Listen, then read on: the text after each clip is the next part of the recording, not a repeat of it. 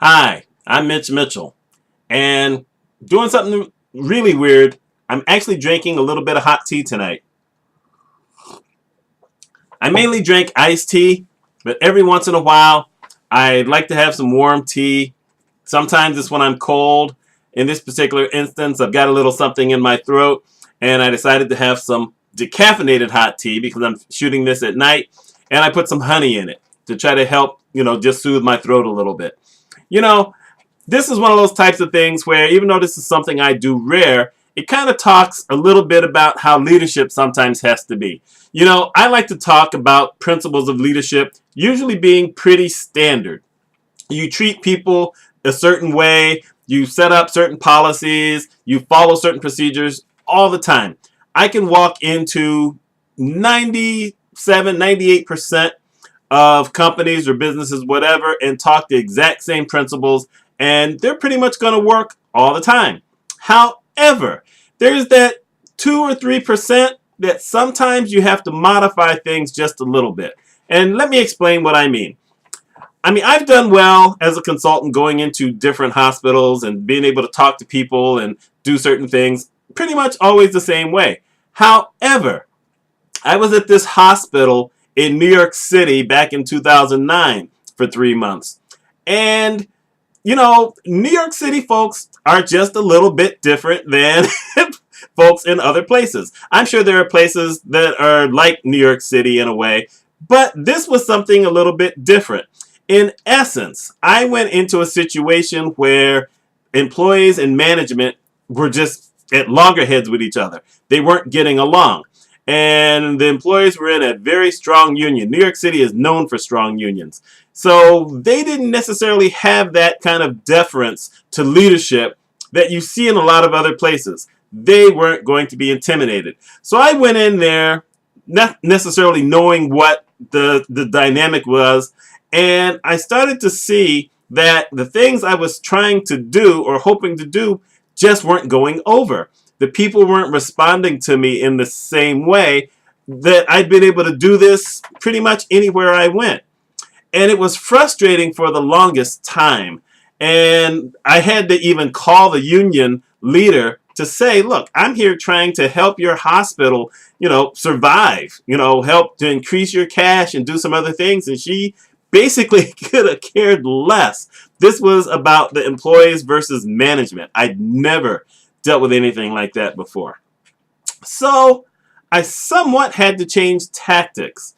In essence, I had to kind of become one of them. Not necessarily totally going against management, although it would have been easy to do. I'll just say that now. But I had to basically become a worker.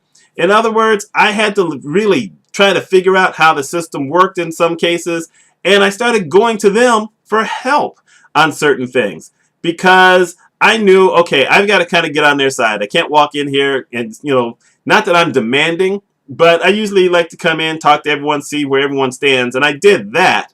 But then I try to set policy and try to help out, and that wasn't working this time. So in essence, I went in and started asking a lot of questions. And by doing that and making sure that I asked questions that showed, okay, I know a lot of what I'm talking about, but I don't know specifically how you guys are doing things, it helped me to get some allies. And once I was able to get a few allies, then it made, the going a little bit easier for me to interact with everybody else.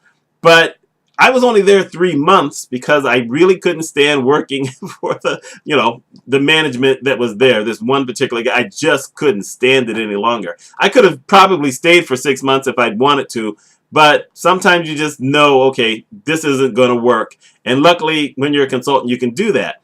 But by my finding a way to kind of work with these people, even if management didn't like it, the week I left, those folks had the highest cash input that they'd ever had in a week. And actually, a couple of days broke some records. And the guy came over that week. As a matter of fact, when I mentioned to the guy I was leaving, he could have cared less until that last week when he started to see what the cash was doing. And he said to me, is this the result of some of that other stuff you were doing before? I said, yes, because there was some stuff that I recognized they weren't doing, and I put it into place. and said, okay, we got to do this. And he didn't like any of it. He saw that as hurting him.